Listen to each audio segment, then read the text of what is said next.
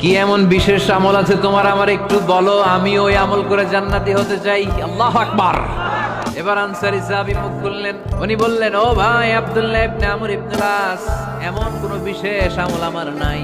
হালাল পন্থায় রুজি করি, ব্যবসা করি, নামাজের সময় নামাজ পড়ি, রাতে এসে ঘুমিয়ে যাই, ফজরের আগ দিয়ে উঠে তাহাজ্জুদ করি, সময় মতো জিকির আজকার করি, কোরআন তেলাওয়াত করি, কিছু দান সদকা করি। সবাই যা করে আমিও তাই করি, স্পেশাল কোনো আমল আমার জীবনে নাই। তবে আব্দুল্লাহ ইবনে আমর ইবনে আস, শুনে রাখো, একটা কাজ আমি প্রতি রাতে করি, হয়তো বা এই কারণেও বিশ্বনবী আমার ব্যাপারে এমন ঘোষণা দিতে পারে।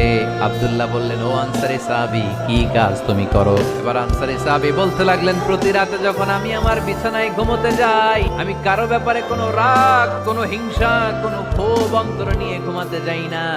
ওই দিন যার সাথে যা হয়েছে সবাই রে মাফ করে দিয়ে মিটমাট করে একটা প্রশান্ত অন্তর নিয়ে